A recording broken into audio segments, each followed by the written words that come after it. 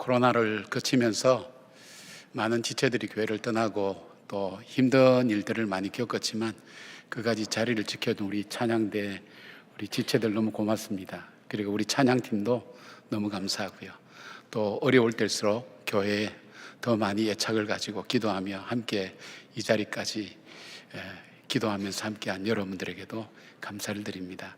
자주 여러분에게 좀 찾아뵙고 또 말씀도 드리고 말씀도 나누어야 되는데 여러 가지 건강이나 이런 부분들이 여의치 못해서 여러분을 자주 못 만나서 그게 참 아쉽고 안타깝고 또 빈자리 바라볼 때 여러 가지 만감이 교차됩니다. 이 땅의 청년들이 다시 일어나서 하나님 말씀으로 새로워지고 정말 어려운 이 세대에 그 말씀이 힘이 되어서 살아가야 되는데 어떻게 하나 그런 생각이 들고 미안한 마음도 많이 들고 고마운 마음도 많이 듭니다. 오늘은 말씀으로 여러분과 함께 좀 나누었으면 좋겠다는 그런 말씀 가지고 함께 하겠습니다. 저는 성경 읽다가 참 재미있는 걸 발견했어요.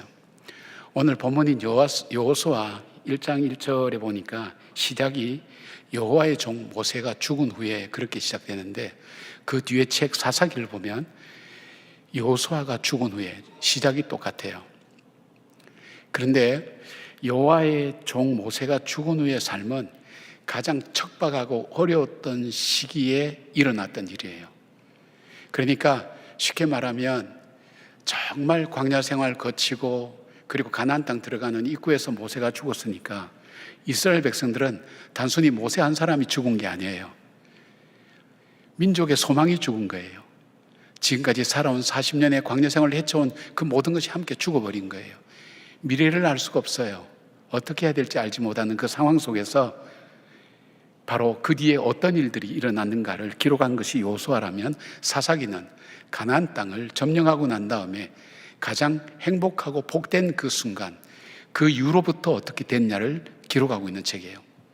근데 여호수아는 하나님의 약속대로 가나안을 정복해 가는 승리와 성공의 삶의 여정을 그렸다면 사사기는 가장 좋은 환경 속에 있었지만 어떻게 망해가는가 하는 것을 기록한 책이에요. 두 책을 비교하면 재밌어요. 그렇다면 오늘 우리가 관심 가져야 될 것이 있다면 오늘 여호와의 종 모세가 죽은 후에 그 다음에 어떤 일이 일어났는가, 무엇이 이들로 하여금 여호와의 종 모세가 죽은 후에 정말 절망적인 그 상황 속에서 그들이 다시 일어설 수 있었던 이유가 뭔가, 다시 하나님의 그 말씀을 받고 그 사명을 감당할 수 있고 정말 난공불락의 요새인 바로 이 여리고를 점령하고 요단강을 건너가고 가나안 남부동맹과 북부동맹을 다 정복하면서 하나님께서 약속하신 그 땅에 그들이 들어갈 수 있었던 이유가 무엇인가. 여기서 바라보면 좋은 환경이 우리를 좋은 데로 인도한다는 건 아니에요. 최악의 환경이 있었지만 그러나 이 최악의 환경을 바꾸어서 정말 복되고 아름다운 환경으로 바꾸었다면 오늘 우리는 주목해야 될 것이 여호수아의 어떤 모습이 오늘 나타나고 있는지를 우리는 살펴야 돼요. 우리 한국은 지금 한 번도 가보지 못한 세계를 지금 가고 있어요. 길을 가고 있어요. 아슬아슬한 것 같아요. 이 땅에 사는 청년들도 마찬가지, 여러분도 개인적으로 크고 많은 어려움과 힘든 일에 처했을 수도 있어요. 근데 힘든 일이 우리를 불행하게 만들지 않아요. 그리고 편안한 일이 우리를 행복하게 만들지도 않아요. 중요한 것은 내가 어떤 자세와 태도를 가지고 이 일을 맞이하느냐에 따라서 불행한 일은 행복한 일로 바꿀 수도 있고 행복한 일은 불행한 일로 바뀔 수 있다는 것을 우리는 알게 돼요. 커닝워크라는 학자가 성공하는 사람을 연구하면서 성공한 사람은 특별히 다른 것이 한 4가지가 있다 그랬어요. 남다른 지식, 남다른 기술, 남다른 지능, 남다른 태도. 그런데 여기서 이 태도가 성공과 실패를 좌우하는 데 있어서 93%를 차지한다는 거예요. 우리가 생각하는 머리 좋은 사람이 성공하고 남다른 특별한 기술이 있는 사람이 성공하고 지식이 정말 남다른 지식이 있는 사람이 성공하는 것은 불과 3개 다 합쳐서 7%밖에 안 된다는 거예요. 중요한 것은 삶의 태도라는 거예요. 자세가 어떻게 되느냐에 따라서 달라진다는 거예요. 그렇다면 오늘 여호수아는 어떤 삶으로 어떤 자세로 그들은 살아갔는가 하는 것을 살펴보면서 우리의 삶에 적용했으면 좋겠어요. 비록 힘들고 어려운 상황 속에 있지만 바로 이 모세가 죽은 후에 광야에 내버려진 이스라엘 공동체를 이끌고 가나안 땅으로 들어간 이 여호수아, 그에게는 무엇이 그로 하여금 이 요단강을 건너게 만들고 그리고 여리고를 점령하게 만들고 가나안 땅을 점령하게 만들었는가 하는 것을 우리가 돌아보면서 여호수아의 그 원리를 우리가 함께 나누고, 여러분 개인의 삶에도 또 우리 한국 땅에도 여러분이 거룩한 영향력을 나타내어서 새로운 어떤 하나님의 역사를 만들어가는 그런 교회와 그런 나라가 되었으면 좋겠어요.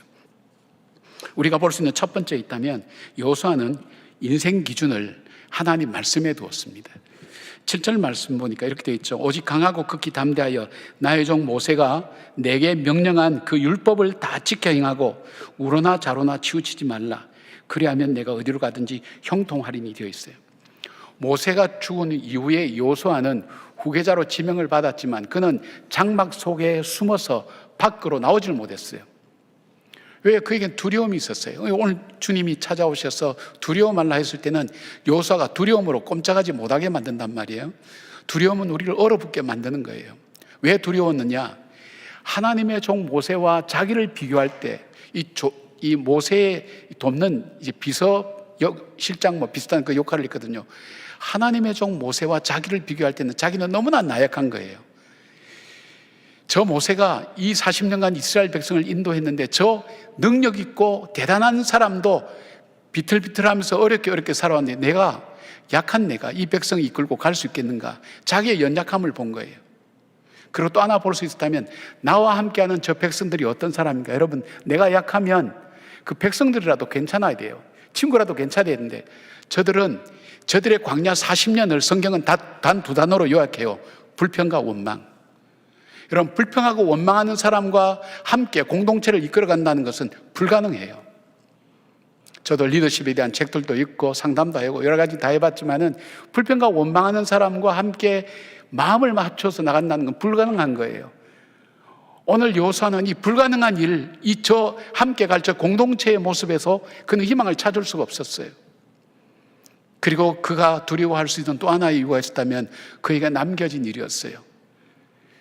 지금 40년 전에 건너려고 그러다가 건너지 못했던 그 요단강, 사람이 어려운 것이 새로운 것을 하는 것도 힘들지만 한번 실패한 일을 다시 한다는 것은 정말 힘든 거예요. 실패했던 그 현장에 있어서 그 요단강을 건너가야 되는 일들부터 시작해서 난공불락의 요새 여리고, 성 두께가 대단하고 정말 정복되지 않는 그 여리고성을 무너뜨린다는 것, 저긴 정예병이에요. 불가능한 거예요. 그리고 이미 가나안 땅에는 철기 문명이 들어와 있었어요. 그냥 청동기 시대의 무기가 아니에요. 뭐 활을 쏘면 활이 휘어지고가 아니에요. 철이 들어와 있어요. 전차가 있었어요. 감당이 안 되는 거예요. 두려워할 수밖에 없는 거예요. 무서워할 수밖에 없는 거예요. 그래서 좌절하고 두려워하고 있는 거예요. 그런데 하나님께서 찾아오셨어요. 하나님께서 찾아오셔서 말씀하시는 거예요. 여호수아야, 너 모세를 보았지? 예. 모세가 대단하지? 예. 모세가 대단한 게 아니야. 내가 모세와 함께 했기 때문이야. 모세와 함께한 내가 너와 함께 할 거야. 너가 하나님 말씀을 지킨다면, 내 말을 지킨다면, 우로나 좌우로나 치우지 않고 그 말씀 위에 네 말씀을 따라 산다면 내가 너를 형통하게 할 거야. 반드시 약속한 것을 이룰 거야 하는 하나님의 약속의 말씀을 받고 그 말씀 속에 자기 인생의 기초를 두었어요. 그 말씀을 믿고 그는 이 장막을 박차고 나와서 바로 우리가 진군한다고 그렇게 얘기할 수 있었던 거예요. 그가 삶의 변화와 그리고 그가 용기를 얻을 수 있었던 것은 단 하나의 이유였어요. 그 인생의 기초를 군중에게도 두지 않고 나에게도 두지 않고 어려운 환경에 두지도 않았어요. 능 이루실 그 하나님, 약속하신 하나님 말씀 속에 자기 인생을, 자기의 삶의 모든 기준을 두었어요. 여리고를 정복할 때요, 아간이라는 사람이 하나님 말씀을 어기고 은과 금과 외투 한 벌을 자기 장막 속에 감추어뒀어요. 그 사람을 그런데 이 아이성을 칠 때 실패했거든요. 실패했을 때 그 원인을 찾아가는 과정에 아간이라는 사람이 하나님 말씀을 어기고 그 물건을, 여리고성에서 물건을 훔쳤다는 것을 발견하게 된 거예요. 제비뽑기를 통해서. 그러면서 이 여호수아가 생각한 것인 거예요. 은과 금은 누구나 다 갖고 싶어 하는 거예요. 이거 갖는다고 욕하는 사람 없어요. 여러분 금목걸이하고 은목걸이하고 다는 사람 보고 이상하게 생각해요? 누구든지 다 하고 싶어요. 부러워요. 프로포즈 할 때도 금반지 갖고 하잖아요. 그죠? 어디 구리반지 가지고 하는 사람 없죠? 몰라요. 저희 집 사람은 호두 2알에 넘어왔으니까 지금도 그 얘기하면 얘기하지 말라 그래요. 보름날 만나서 프로포즈 할 때 저는 호두 2알을 줬어요. 의미를 부여했죠. 평소에 하나님 주신 지혜를 가지고 당신이 이 호두처럼 단단하고 속에는 생명 같은 열매가 있는 그런 인생이 되기를 바란다 그랬더니 그 말에 혹해서 넘어왔어요. 저는 금반지 같은 거 아니었어요. 그러나 많은 부분 금반지가 참 중요한 거예요. 금은 그거 별것 아니에요. 누구나 다 갖고 싶은 로망이 있어요. 욕망이 있어요. 그리고 외투는 뭘까요? 우리가 쉽게 사면 광야의 그 날씨라는 것은 정말 쉽지 않아요. 그런데 여기는 유목민이고 여기는 정착민이에요. 그들이 갖고 있는 두터운 외투는 꼭 필요한 거예요. 전쟁에서 필요한 거예요. 살아갈 때 필요한 거예요. 여호수아가 생각하는 게 뭐냐면 우리가 만약 하나님 말씀 속에 인생의 기초를 세우지 않고 살아가면 사람은 욕망을 따라가고 그리고 이 자기 속에 있는 이 물질을 따라가고 필요를 따라가는 인생이 되고 그 결국은 멸망으로 가는구나. 그리고 패배로 이루어지는구나. 그 삶 속에 공동체도 함께 나가지 못하는 어려움이 오는구나. 그러면서 그는 마음속에 하나님 말씀 속에 기초를 두고 살아야 되겠다는 것을 더 확신 있게 하게 되었어요. 하나님 말씀을 믿고 따라가는 여호수아에게 하나님께서 형통의 길을 열어주셨어요. 저와 여러분도 형통의 삶을 원하죠. 그런데 여러분에게 보통 물어보면 형통한 삶이 뭡니까? 그럼 주로 쓰는 말이 만사형통이라고 그래요. 형통이라는 것을 여러분 잘 규정하셔야 돼요. 우리 인생길에는 넓은 길이 있고 좁은 길이 있어요. 거친 길이 있고 편안한 길이 있어요. 그리고 둘러가는 길이 있고 지름길이 있어요.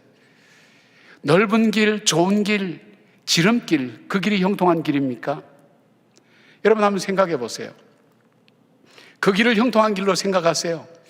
형통한 길에 대한 개념을 여러분 바꾸셔야 돼요. 형통한 길, 하나님께서 형통하게 하셨다는 것은 무슨 말이냐?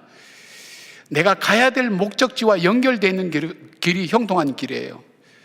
내가 지금 저 강릉을 가야 되는데 대전 가는 길이 고속도로도 잘 돼 있고 도로도 편하고 그리고 빨리 가는 지름길로 돼 있어요.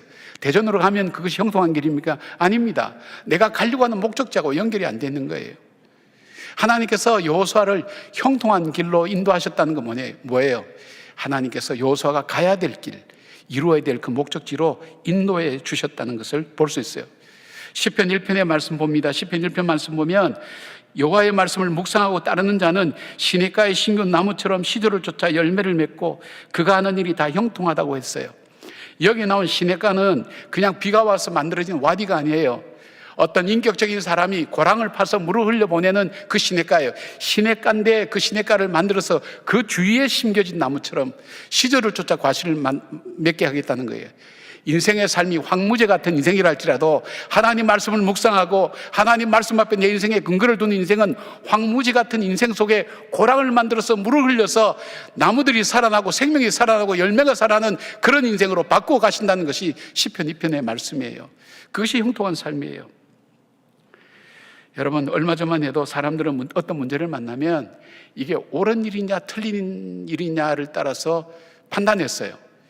근데 그것이 조금 지나고 나니까 이것이 좋은 일이냐 나쁜 일이냐를 따라서 판단하는 것이 아니라 이것이 나에게 있어서 유익이 되는 문제냐 내가 좋아하는 일이냐 내가 싫어하는 일이냐에 따라서 판단을 바꿨어요. 그리고 조금 더 지나니까 무엇이 이루어지냐면 이것도 저것도 아니에요. 재밌느냐 재미없느냐를 따져요. 그런데 그것도 바뀌어서 뭐냐 하면 이제는 내가 유익하냐 내게 이익이 있느냐 없느냐를 따라서 판단하는 세상에 살아가고 있어요. 여러분 지금 저와 여러분이 사는 인생 기준이 나도 모르게 바뀌어버렸다는 거예요. 그러다 보니까 자연스럽게 자기중심주의와 물질주의적인 사고방식이 우리 삶 속에 들어오는 거예요. 분명히 행복해지고 잘 살기 위해서 선택했는데 내 삶이 더 공고해지고 궁핍해진 이유가 뭘까요? 현대를 스피드 체인지 칼라로 그래요. 속도, 얼마나 속도가 빠른 세상에 살고 있는지 몰라요. 얼마나 빨리 바뀌는지 세상에 살고 있는지 몰라요. 얼마나 다양한 세상에 살고 있는지 몰라요. 이 다양한 세상 속에서 인생 기준이 흔들릴 수밖에 없는 거예요. 그리고 인생 기준이 흔들린 건 뭘까요? 내 욕망을 따라가고 내 필요를 따라가는 삶, 내 이익을 따라가는 삶으로 우리의 인생 기준이 흔들리는 거예요. 사랑하는 여러분, 여러분들도 이 시대를 살면서 그런 흔들림이 있죠. 이걸 학문적으로 정리하면 포스트 모더니즘이라 그래요. 포스트 모더니즘의 특징은 절대적인 것은 없다는 것이 메인스트림이에요.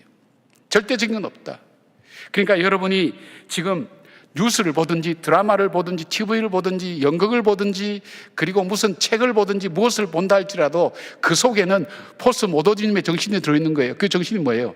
절대적인 것은 없다. 모든 것이 상대적이다. 그러니까 우리가 믿는 신앙이 아무 의식 없이 받아들이면, 뉴스를 비롯한 모든 것을 쉽게 우리가 아무 의식 없이 받아들이면 우리도 모르는 사이에 내 속에 하나님을 향한 말씀의 기준이 빠져나가는 거예요. 말씀의 기준이 빠져나가니까 내가 힘이 없는 거예요. 앞을 치고 나갈 수 없는 거예요. 요단강 앞에 그냥 걸리는 거예요. 여리고 앞에 중지할 수밖에 없는 거예요. 왜냐하면 그것을 돌파할 것은 하나님 말씀의 근간 믿음인데 그 믿음이 빠져나가기 시작하는 거예요. 젊은이들이 기백이 없어집니다. 야성미가 없어집니다. 말씀 앞에 도전하고 싶은 그 마음이 없어져 가는 거예요. 그리고 세상이 이러니까 그렇게 살아갈 수밖에 없는 거예요. 여러분의 문제가 뭐라고 생각하세요? 저희 문제가 뭐며 우리나라의 지금 현재 문제가 뭘까요? 저는 이 코로나를 거치면서 우리 청년부가 거의 반토막 났잖아요. 거의 반토막 나면서 생각을 참 많이 했어요. 뭐가 문제인가? 이후에 어떻게 살 것인가? 한 2년간을 고민한 것 같아요. 코로나 시간 중에 계속해서 하나님 어떻게 해야 되겠습니까? 할 때 결국은 중요한 것이 말씀 위에 여러분들 서게 만드는 거예요. 말씀에 서서 내 인생의 기준을 말씀에 세워서 살아갈 때에 우리에게는 뭐가 있느냐? 나의 연약함도 보여지지 않아요. 저 함께 가는 동료들의 그 완악함과 불평과 원망도 보여지지 않아요. 그리고 환경의 어려움도 보여지지 않아요. 믿음만을 가지고 걸어간다는 그 찬양이 우리 마음속에 주제가 되는 거예요. 믿음으로 요단강을 건넜지 그들이 실력으로 건너지 않았어요. 그들이 운이 좋아서 건너지 않았어요. 그들이 여리고성 무너진 것이 하나님께서 왜 그들에게 손도 까딱 하지 않았는데 그들이 성에 무너지게 만들었는가? 여러분, 성을 돈다고 성이 무너집니까? 그런 거 보셨어요? 성을 돈다, 돌았지. 여러분 확실히 웃음이 나오네요. 어른들은 무슨 말인지 못 알아들은. 그러면서 왜 침묵하게 했어요? 분명히 이런 얘기 했을 거예요. 야, 우리가 돌았냐? 지금 돌고 있게 그랬을 거예요. 믿음으로 걷게 만들었어요. 믿음으로 살아갈 삶이지 우리의 지식이나 우리의 가능성 갖고 열어가는 미래는 아니에요. 여러분 이제 더욱더 그런 세상에 살고 있어요. 여러분의 인생의 기초는 어디에 두고 있어요? 오늘 여호수아는 그 절체절명의 위기 속에 자기 인생의 기초를 말씀에 두었어요. 그리고 말씀 위에 다시 세웠어요. 그렇다면 여러분 인생도 어떤 환경 속에 있다 할지라도 현실을 바라보며 절망할 것이 아니라 내가 정말 하나님의 말씀 위에 내 인생의 기초를 세우고 내가 살아가느냐 하는 것을 다시 더듬어 보시길 바랍니다. 확인해 보시길 바랍니다. 그 말씀 앞에 다시 여러분들 세워나가길 바랍니다. 여러분 속에 생기가 나타납니다. 황무지 같은 내 삶 속에 시냇가에 흐르는 심겨진 나무처럼 시저주처다 과실을 맺는 하나님의 축복의 삶을 살 수가 있습니다. 그 믿음으로 세워나가는 그 삶, 여호수아가 가나안 땅을 정복했던 그 삶의 원리가 첫 번째였습니다. 두 번째, 여호수아는 이스라엘 백성의 정체성을 바로 세웠어요. 정체성. 가나안 땅에 들어가는 첫 주둔지에서 모든 백성이 할례를 받게 만들었어요. 하나님 말씀에 순종해서 할례를 받게 만든 거예요. 할례가 뭔지 알죠, 여러분? 남자 성기의 포피를 잘라내는 거예요. 굉장히 힘들어요. 이거 아물 때까지는 힘들어요. 전쟁터에서 적군을 바로 눈앞에 바라보고 군인들로 하여금 할례를 받게 하는 것, 이게 가능한 얘기라고 생각하세요? 그는 군사의 기초적인 지식만 갖고 있을 때 불가능한데 여호수아는 순종했어요. 할례를 받게 했어요. 이 할례는 뭐냐면 하나님의 백성됨의 표시예요. 우리는 하나님의 백성이라는 그 소유를 확인하는 거예요. 저는 왜 남자의 성기에 그 포피를 잘라서 할례를 받게 했느냐? 하루에도 수십 번 확인해야 돼요. 나는 누구인가? 나는 누구인가? 나는 하나님의 자녀다. 내가 전쟁튀기 때문에 군인이 아니라는 거예요. 내가 이 일을 하기 때문에 나는 이런 사람이 아니라는 거예요. 사람은 자기가 하는 것, 자기가 소유하는 것, 자기가 생각하는 것이 자기 자신이라고 생각하는 거예요. 그런데 내가 하나님의 자녀라는 그 의식을 가지고 전쟁할 때 지치지 않아요. 그리고 내가 하나님의 자녀다움을 가지고 이 세상 속에 살아갈 수 있는 거예요. 전쟁터에서 살아남을 수 있는 거예요. 오랫동안 전쟁을 치루어도 그들은 포기하지 않고 가나안 정복을 이룰 수 있는 거예요. 하나님의 정체성이라는 것을 가지고 있을 때 시련 속에서도 하나님의 이름이 거룩히 여김을 받게 만들고 하나님의 나라가 임하도록 하며 하나님 뜻이 하늘에서 이루어진 것처럼 이 땅에서도 이루어지도록 담대하게 살아갈 수 있는 삶, 어려움과 시련과 고난이 와도 낙담하지 않고 내가 하나님의 자녀라는 그 확신과 정체성을 분명히 가지고 나가면 이겨나갈 수 있는, 바로 지치지 않고 나갈 수 있는 힘이 바로 이 정체성에서 오는 거예요. 정체성에서 사명이라는 게 나와요. 역사학자인 알렌 크라이더 박사의 초대교회의 길을 묻다라는 그런 책이 있어요. 이분은 초대교회 문서를 연구하면서 초대교회가 그 모진 박해 속에서도 어떻게 그렇게 급성장할 수 있게 되었는가, 결국엔 로마의 국교가 되는 바로 그 변화들이 어떻게 일어날 수 있는가를 문서를 통해서 연구를 했어요. 근데 이분이 찾은 것이 뭐냐면 그것은 초대교인의 정체성이었다고 얘기해요. 초대교인의 정체성을 한 4가지로 얘기해요. 초대교회는 자신들을 뭐라고 생각했느냐? 우리는 기도하는 사람이라는 생각을 갖고 있었어요. 우리는 기도하는 사람이다. 세상 것 의지하지 않았어요. 낙담하지 않았어요. 절망하지 않았어요. 왜? 우리는 기도하는 사람이니까. 우리의 삶에 어려움이 닥칠 때, 힘든 일이 닥칠 때, 삶에 확신이 없을 때 그들은 낙담하지 않고 좌절하지 않고 절망하지 않고 기도하는 사람이었어요. 하나님께 기도했어요. 기도의 응답을 통해서 하나님의 역사심을 그들이 체험했어요. 기도하는 사람이었다는 것. 두 번째, 그들은 그리스도의 종이라고 여겼어요. 우리는 그리스도의 종이다. 지금 생각하는 단순한 종이라는 개념이 아니에요. 정말 그리스도에 속한 사람, 그리스도를 닮아가는 사람, 그리스도처럼 사는 사람, 바로 그리스도의 사람, 그리스도인이라는 것. 안디옥교에서 그리스도인이라는 이름을 처음 받았잖아요. 그리스도를 닮은 사람, 그리스도와 같은 사람, 그리스도를 닮아가는 사람, 그리스도 안에 있는 사람. 우리는 그리스도인의 종이다. 그 의식을 갖고 있었어요. 다른 거 생각하지 않았어요. 그리고 세 번째, 그들이 볼 수 있는 것은 우리는 같은 그리스도인, 우리의 진정한 형제 자매라 그랬어요. 옛날에는 많이 여행하고 가면 숙박시설이 잘 안 돼 있었기 때문에 그 형제를 자기 형제처럼 받아들였어요. 자매처럼 받아들였어요. 그런데 그런 얘기를 적었어요. 그러나 침상을 더럽히지 않았다 그랬어요. 정말 서로 입맞춤으로 인사하고 했지만 음란하거나 더러운 짓을 하지 않았다는 거예요. 침상을 더럽히지 않았어요. 그들은 정결했어요. 아마 그때도 동성애나 이런 거 많았을 거예요. 굉장히 심했을 거예요. 폼베이 같은 경우 보면 그런 화석들이 많이 나오잖아요. 그런데도 그들은 정결하게 살았어요. 하나님 앞에서 하나님의 백성답게 그렇게 살았어요. 형제들이 굶으면 같이 자기 것을 나누어 줬어요. 그래서 이 로마에 있어서 그리스도교를 박해했던 그 황제 중에 한 사람, 이 네로 다음 황제인가, 제가 황제 이름 기억 못 하겠어요. 이 사람은 로마의 고대 국교를, 고대 종교를 부활시키려고 했던 사람인데 이 사람이 한탄했던 얘기 있어요. 그리스도인들은 거지가 없잖아. 그리스도인은 굶어 죽는 사람이 없잖아. 오히려 그 그리스도인들이 우리에게 더 큰 사랑을 베풀고 있다고. 그래서 좌절했어요. 로마의 원래 그 있던 그 종교를 살릴 수가 없다고, 그리스도인에게는 당할 수 없다고, 세상이 감당하들 못한 사람이라 그랬어요. 왜요? 그 사랑이 있었어요. 그리고 그들은 사자의 밥이 될지라도 절대 절망하지 않았어요. 절망을 얘기하지 않았어요. 그들 속에 있는 소망을 얘기했어요. 우리가 비록 이 땅에서 육신으로는 죽을 수 있어도 우리에게 약속된 참 소망의 나라가 있다. 우리에겐 저 소망의 나라가 있다. 근데 이 정체성이 세상의 사람들이 매력을 느꼈다고 그래 돼 있어요. 저들에겐 매력이 있어. 뭔가 우리와 다른 것이 있어. 우리는 모든 것 다 가졌는데 공허해.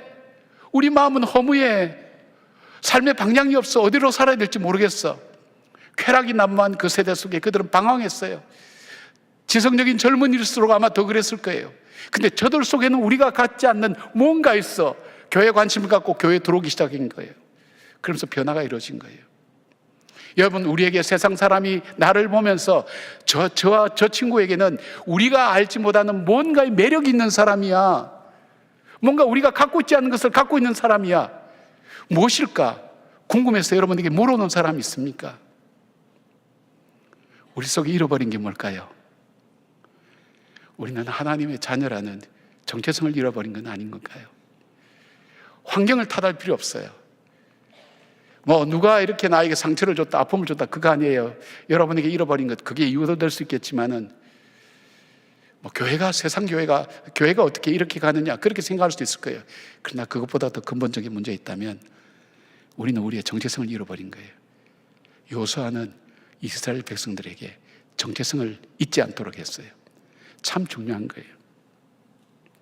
그들은, 초대교회 교인들은 이 땅에 거주하면서도 나그네처럼 살고요, 정말 하나님의 영광을 위해서 살았던 삶을 보게 됩니다. 이것이 기독교가 박해 속에서도 생명력을 가지고 성장할 수 있다고 보는 바로 클라이드 박사의 이야기입니다. 여러분, 이제는 기독교인들이 소수가 될 수 있습니다. 박해를 받을 수 있다는 것도 각오하고 살아야 됩니다. 손가락질과 조롱을 받을 수 있다는 것도 생각해야 됩니다. 그러나 여러분 속에서 흔들리지 않는 바로 그 믿음은 정체성에서 나오는 거예요. 나는 하나님의 자녀라고.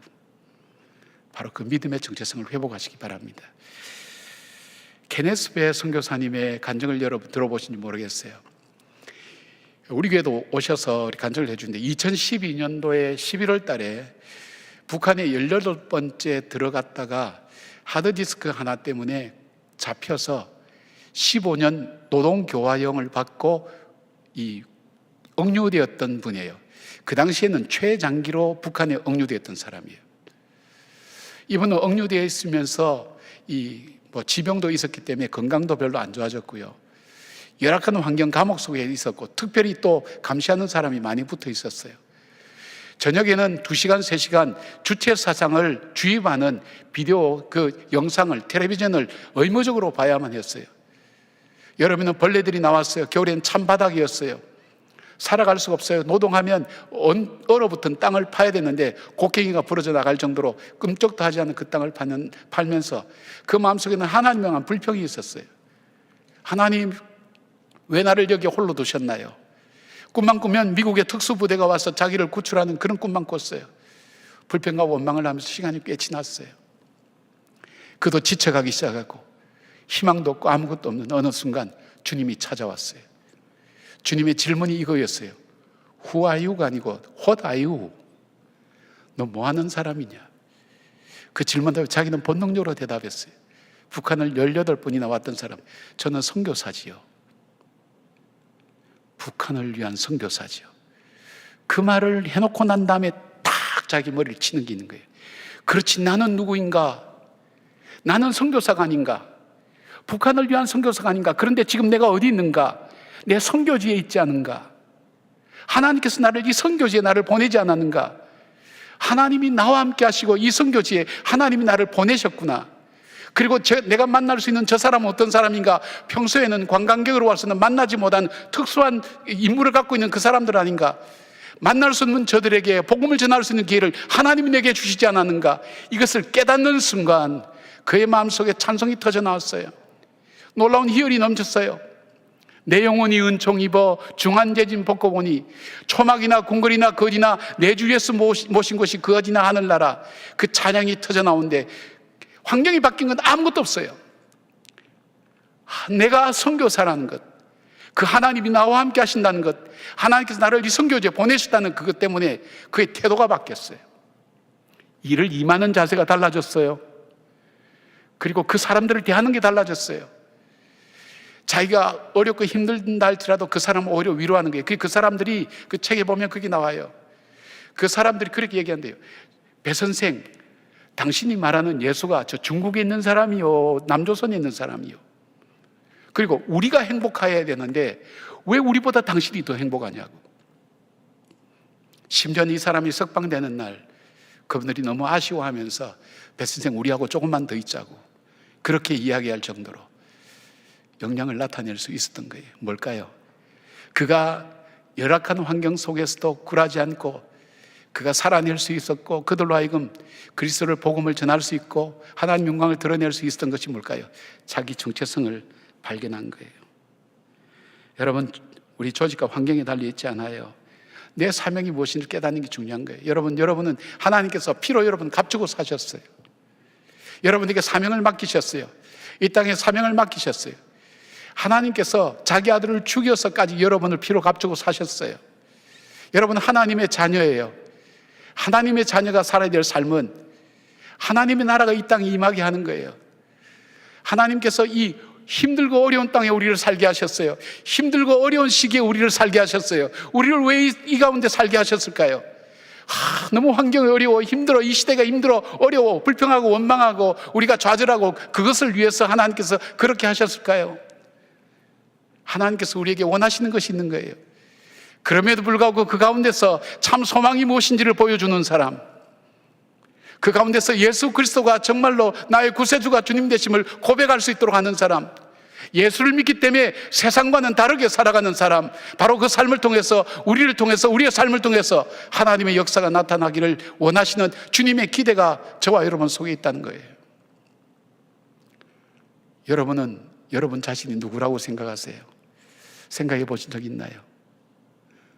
여러분 하나님의 자녀예요. 어쩌면 초대교회의 역사처럼 정말 저와 여러분들이 한국 교회의 역사를 다시 써야 될지도 몰라요. 저는 소수가 될 거라고 생각해요. 이 추세로 가면. 아니, 소수가 아니라 박해를 받을 수 있다고 생각돼요. 그럼에도 불구하고 우리가 하나님의 자녀라는 것을 잊지 않고 살아간다면 시련과 환란이 온다 할지라도 내 안에 하나님 나라가 이루어질 때, 그곳에 천국의 의와 희락과 평강이 임할 때 우리는 이 시대를 헤쳐나갈 수 있고 내 운명이라고 말할 수 있는 모든 장애물들을 딛고 일어서서 걸림돌을 디딤돌로 삼는 놀라운 역사를 만들 수 있는 힘이 바로 저와 여러분 속에 이 정체성이 있다는 것을 여러분이 기억하시기 바랍니다. 여호수아는 이스라엘 백성에게 그 정체성을 심어줬어요. 너는 하나님의 백성이라는 것. 그리고 또 하나 있다면, 세 번째로 여호수아는 이스라엘 백성들에게 새로운 삶의 태도를 갖게 했어요. 새로운 삶의 태도. 길갈에서 그는 이스라엘 백성과 함께 유월절을 지냈어요. 유월절을 지킬 때에 오늘을 살아가는 삶의 태도가 변화된 거예요. 여러분, 유월절은 여러분이 잘 알지요? 출애굽 당시에 10가지 재앙 중에서 마지막 재앙인 장자의 죽음을 통해서 출애굽하게 된 것을 기념하는 절기죠. 즉 장자의 피의 대가를 치르고 우리는 출애굽했다는 것을 기억하는 거예요. 그리고 원래 우리의 모습이 뭔가, 우리는 애굽의 노예였다는 것을 기억하라는 거예요. 애굽의 노예였다. 바울은 우리에게 얘기합니다. 우리에게 에베소서를 통해서 그가 그런 얘기를 하게 됩니다. 우리는 본질상 진노의 자녀여 허물과 죄로 죽었으며 하나님의 약속에는 외인이었다는 사실입니다. 그러면 이스라엘 백성들이 뭘 생각할까요? 2월절을 지키면서 우리는 원래 노예였지. 맞아, 노예에서 우리는 스스로 해방될 수 없었어. 바로 하나님께서 이 장자를 죽임으로 피값으로 우리는 오늘 여기 올 수 있게 됐지. 자랑할 게 없는 거예요. 내세울 게 없는 거예요. 원래요, 우리 자신이 진노의 자녀였으니까. 진노의 자녀요, 하나님의 약속에 대해서는 외인이었다는 것, 허물과 죄로 죽은 존재라는 것. 여러분은 그런 마음을 갖고 있나요? 그런 신앙 고백을 갖고 있나요?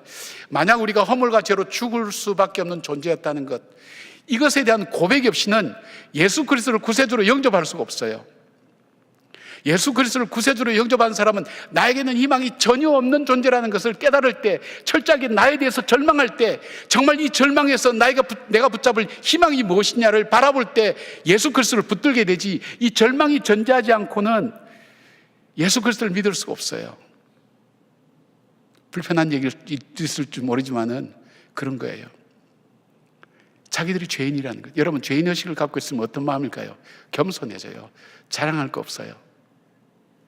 그리고 또 하나, 그들에게는 은혜의식이 있었어요. 2월절 지킬 때는, 그런데 우리가 어떻게 출애굽하게 되었지? 장자를 죽임으로 피값을 치르고 우리가 출애굽하게 되었지. 자기들이 노력한 거 아무것도 없어요. 전적인 하나님의 은혜였어요. 은혜. 그 은혜 때문에 우리가 출애굽하게 되었고 광야를 거쳐서 오늘 여기에 이 자리에 오게 된 것, 이것은 전적으로 하나님의 은혜였다는 것을 고백하는 거예요. 여러분, 저와 여러분도 마찬가지 아니겠어요? 우리 지난 세기에 가장 유명한 설교가였던 영국의 존 스타트 목사님이 그런 얘기했어요. 나는 왜 그리스도인이 되었는가 하는 그 책에서 그런 얘기를 하고 있어요. 내가 그리스도인이 된 것은 내가 기독교 나라에 영국에 태어났기 때문도 아니다. 믿음의 가정에서 태어난 것도 아니요. 믿음의 미션 스쿨을 다녔어도 아니고 위대한 선생님을 만나서도 아니다. 단 한 가지가 이유가 있다면 천국의 사냥개 때문이라는 거예요. 한 번 물면 놓지 않는 그 사냥개. 뭘까요? 나를 포기치 않는 그 하나님의 은혜. 나는 포기해도 하나님은 나를 포기치 않고, 나는 내 자신에게 포기해요. 그러나 나를 포기치 않고 끝까지 붙드신 그 하나님의 은혜, 그 은혜가 나로 하여금 예수를 믿게 만들었다고 그렇게 고백하는 거예요. 그분만의 고백일까요? 아니면 저와 여러분의 같은 고백일까요? 여러분이 아직도 예수를 믿고 있다는 것, 이 시대 속에서 청년들이 예수를 믿고 믿음 안에서 이 늦은 시간에 예배당에 앉아서 예배를 드릴 수 있는 것이 뭘까요? 하나님의 붙드심 아닐까요? 하나님의 포기치 않으려 하심. 여러분, 자식도요, 포기하고 싶을 때가 많아요. 자식도 포기하고 싶을 때가 많아요. 하나님은 우리를 포기하고 싶을 때가 얼마나 많았을까요? 은혜를 베풀어줘도 은혜인 줄도 모르고 감사도 할 줄 모르고 당연하게 생각하고 질리도록. 그래서 바울은 그랬어요. 우리가 연약하다는 것, 우리가 죄인 되었다는 것, 하나님이 싫어하는 모습 갖고 있는 거예요. 그러잖아요. 우리는 또 부모님이 그러잖아요. 너 어떻게 내가 싫어하는 네 애비의 모습을 그대로 담고 있니? 뭐 그런 얘기는 못 들어보셨어요? 우리가 죄인데 하나님 싫어하는 모습을 우리 갖고 있어요. 뿐만 아니라 하나님 대적하는 모습을 갖고 있어요. 바울이 그렇게 고백했어요. 그때도 하나님은 자기 아들을 십자가에 못 박아서 나를 향한 하나님의 사랑을 증거했다고 그랬어요. 그 사랑을 우리가 받은 거예요. 그 사랑을, 이 구원이 무엇으로 이루어졌다 그랬어요? 바울은 하나님의 은혜라 그랬어요. 우리의 공로가 아무것도 없어요. 내가 은혜를 받았다고 하는 사람 속에 들어가는 마음이 뭘까요? 감사의 마음이에요. 감사의 마음을 가질 수 있는 거예요. 세 번째로 볼 수 있는 것은 사명의식이에요. 자, 나 같은 죄인인데 보잘것없는데 주께서 자기의 아들을 죽여서까지 나를 구속해서 샀다. 여러분 중에 나는 하나님께서 자기 아들을 죽여서까지 나를 살만한, 나는 가치가 있는 존재라고 생각하는 사람 한번 손 들어보세요. 손 들자마자 여러분 가셔야 될 병원이 있어요. 아무도 없을 거예요. 자기가 자기를 알긴 알잖아요. 어떻게 하나님께서 자기 아들을 죽여서까지 나를 사야 되려는 가치가 있을까? 근데 하나님은 하셨다는 거예요.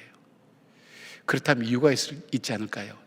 성경은 그렇게 얘기해요. 우리로 하여금 선한 일을 위하여 하나님을 찬미하도록 우리를 만드셨다는 거예요. 그렇다면 뭐 할까요? 우리에게 사명이 있는 거예요. 사명이 있는 사람은요, 열정이 있어요. 헌신이 있어요. 여러분, 우리가 인생을 살아갈 때, 이건 세상에서도 얘기하는 거예요. 이게 신앙 안에서만 얘기하는 거예요. 세상에 살아가는 사람 중에 성공하는 사람들이 갖고 있는 삶의 자세가 크게 한 세 가지가 있어요. 얘기했던 바로 겸손, 그 다음 감사, 그리고 열정이에요. 리더십에 있어서 가장 중요하게 여기는 게 열정이에요. 회사에서도 면접 볼 때 그 사람이 열정 있는지 없는지를 제일 먼저 봐요. 중요해요. 열정 있는 사람은 물고만 태워주면, 조종해주면 가지만, 열정 없는 사람은 우물을 길러 오듯이 퍼야 되니까 쓸 수가 없는 거예요. 사명 있는 사람, 열정이 있어요. 오늘 여호수아는 이스라엘 백성에게 유월절을 통해서 세 가지 의식을 심었어요. 죄인의식, 은혜의식, 사명의식, 그리고 그들 속에 겸손함으로, 그리고 그들이 하나님 앞에 감사함으로, 그리고 그들이 삶을 살아갈 때 헌신과 열정을 가지고 살아갈 수 있도록 그렇게 만들었어요. 사랑하는 여러분, 저와 여러분이 헤쳐나갈 이 세상, 그리고 하나님께서 우리에게 맡겨주신 그 사명을 감당하기 위해서 우리가 살아야 될 삶의 모습이 어떤 모습일까요? 겸손이 아닐까요? 우린 다 죄인이라는 그 고백을 갖고 있잖아요. 우리가 자랑할 것은 없잖아요. 하나님의 은혜잖아요. 은혜로 여기까지 왔잖아요. 그리고 그런 나를 살려주신 것은 나에게 사명이 있다는 거예요. 그 사명을 기억하세요. 그래야 여러분의 열정이 살아나요. 뭔가 이렇게 새롭게 시작하자는 그 마음이 어디서부터 오는 거예요? 이 사명에서 나타나는 거예요. 사명이 없는 사람은 중간에 포기해요. 사명감으로 일하는 사람하고 그렇지 않은 사람하고는 달라요. 젊은이에게 중요한 것이 있다면 이 열정이 있어야 돼요. 열정과 헌신. 그것이 젊은이로 하여금 젊은이답게 만드는 굉장히 중요한 요소예요. 이야기 하나 하고 마칠게요. 한국화학연구소 연구원으로 근무했다가 하나님의 부르심을 받고 자기가 갖고 있는, 우리나라는 이분은 이 한국 고분자 화학의 권위자입니다. 내가 이대로 편안하게 살 것이 아니라 내가 하나님께 헌신해야 되겠다고 생각해서 좀 오래전에 연변과기대 교수로 장원해서 선교사로 파송되어서 가게 되었습니다. 이분이 한 10년쯤 근무하고 난 다음에 한국에 나와서 그가 공부했던 독일에 갔다가 거기서 암이 발견돼서 한국에 들어와서 치료를 받게 된 거예요. 대전제일교회 장로님이에요. 그 목사님하고 저 친하니까 이제 그분을 통해서 들은 얘기예요. 이분은 여러분이 옛날에 우리 청년들하고 선교순례, 국내 선교순례 갈 때 기억자 교회 가보신 분이 있을 거예요. 그 교회에 담임했던 이자익 목사님의 손자예요. 근데 이분은, 그런데 이제 이 목사님이 신방 가는데 이제 걱정이 되는 거예요. 무슨 걱정이 되는가 하면, 자, 내가 하나님 일을 위해서 헌신해서 선교사로 갔으면 죽을 목숨도 살려줘야 되는데 왜 암에 걸리게 해서 죽게 만들었는가? 그렇게 질문할 때 자기가 할 말이 없는 거예요. 근데 뜻밖의 대답을 들었어요. 목사님, 하나님께서 지금 나를 부르실 줄 알고 미리 10년 전부터 주님은 나에게 새로운 기회를 주셨습니다. 나를 하여금 주님을 위해서 나의 주님 주신 지혜와 지식을 사용해서 정말 복음을 전할 수 있는 기회를 나에게 주셨습니다. 하나님 앞에 감사합니다. 우리 격려를 받은 거예요. 이런 자세가 어디서부터 나왔을까요? 바로 이 사명에서 나온 의식입니다. 사랑하는 여러분, 환경을 탓하려면, 사람을 탓하면 끝이 없어요. 세상에 완전한 사람 없어요. 여러분, 사사기처럼 가장 행복하고 좋아 보이는 것 우리가 쉽게 생각하시면 안 돼요. 그것이 망하는 길일 수 있어요. 광야에 버려진 것처럼 외롭고 힘든 삶이라 할지라도 낙담하지 마세요. 그래서 우리는 새로운 우리 자신을 발견하게 돼요. 하나님의 약속의 땅을 이루어가는 백성으로 살아갈 수 있어요. 여러분에게 도전합니다. 다시 한번 이 땅의 젊은이들을 하나님 앞에 돌아올 수 있도록 그 열정과 헌신을 가지고 한번 도전해보고 싶은 마음이 없는지요? 그렇기를 원한다면 여러분 무엇보다도 말씀을 가까이 대하십시오. 말씀에 여러분의 인생의 기초를 세우십시오. 제 얘기만이 아닙니다. 역사적으로 위대하게 살았던 사람들이 공통적으로 갖고 있는 고백입니다. 왜냐하면 말씀에 교훈이 있습니다. 말씀에 책망이 있습니다. 말씀에 바르게 함이 있습니다. 오히려 교육하기에 유익합니다. 말씀에 지혜가 있기 때문입니다. 지식과 지혜가 있습니다. 내가 살아야 될 삶의 길이 이 말씀 속에 있어요. 내가 잘못된 길을 가면 그 길이 아니라고 지적해 줄 수 있는 그 지적이 말씀 속에 있어요. 그 지적으로 끝나지 않고 나로 하여금 바르게 고쳐줄 바로 그 지혜가 바로 이 말씀 속에 있어요. 나로 하여금 참으로 어렵게 살아갈 수 있는 하나님의 은혜가 이 말씀 속에 있기 때문이에요. 그리고 이 말씀은 황무지와 같은 내 인생이라 할지라도 시내를 만들고 시내가의 신규 나무처럼 시절을 쫓아 과실 맺는 하나님의 열매를 맺을 수 있기 때문이에요.